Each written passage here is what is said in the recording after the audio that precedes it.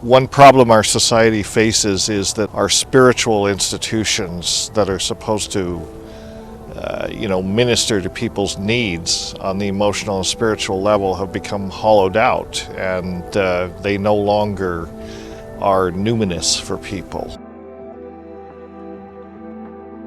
In the case of psychedelics, you see this explosion in ayahuasca tourism. People are reaching out for meaningful experiences that are spiritually meaningful. Religious institutions, by and large, don't offer this anymore.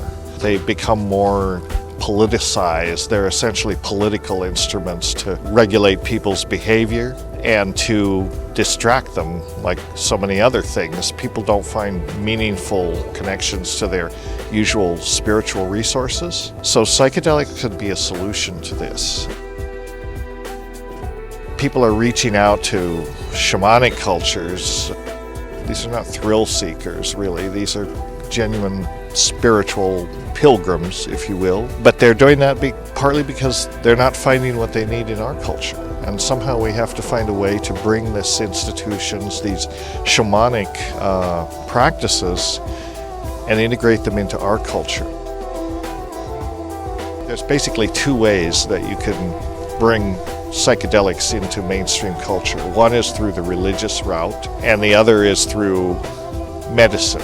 If you go the religious route, you basically, again, you're trapped in the framework of having to join some church or some established religion in order to have the right to legally consume your sacrament.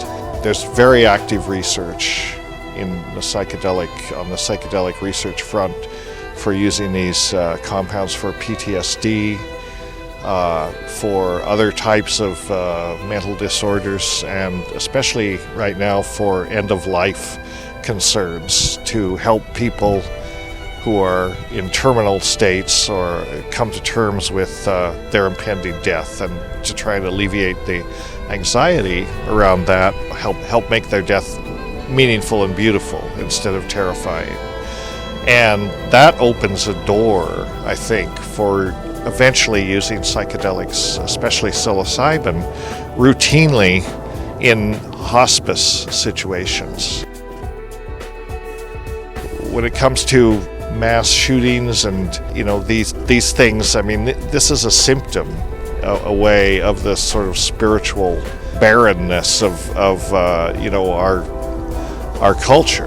And psychedelics could be an antidote to that. I think especially for young people, most societies that use these substances have rites of passage, and this is something that we have abandoned really in our culture.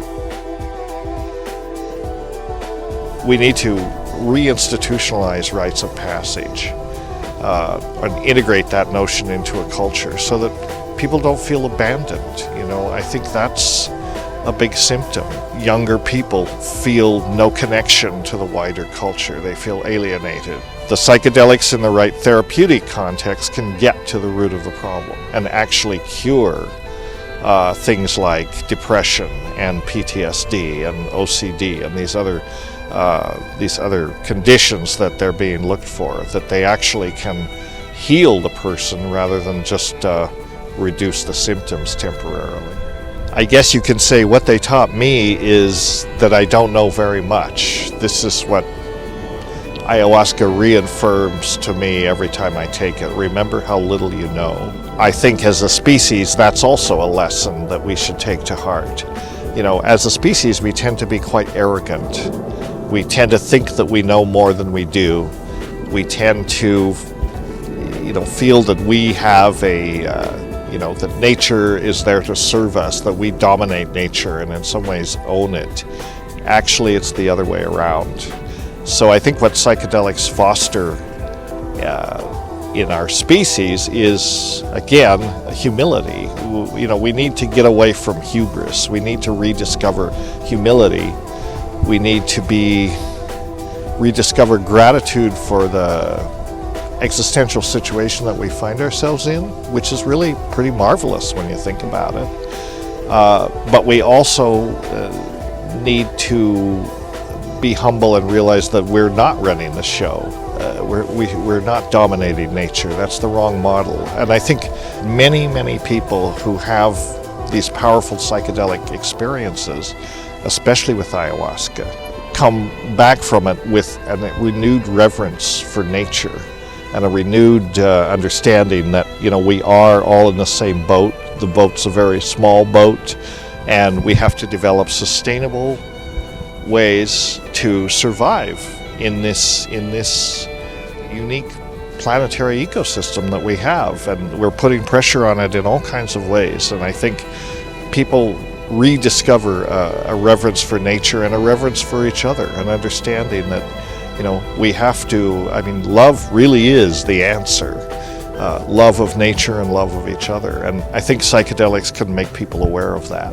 The real question is, you have that revelation, you have that insight, then what do you do with it? How do you implement that beyond that? How do you bring that into your life, and how do you propagate that message to other people? That's happening, It's not happening fast enough, but it is happening. So I'm very hopeful that psychedelics can play a role in the next 20 years to really change the mindset of vast numbers of people, and not only large numbers, but also people who are in a position to change things. That's one thing psychedelics can do. They need to change hearts and minds, and they're the best tool we have for that right now.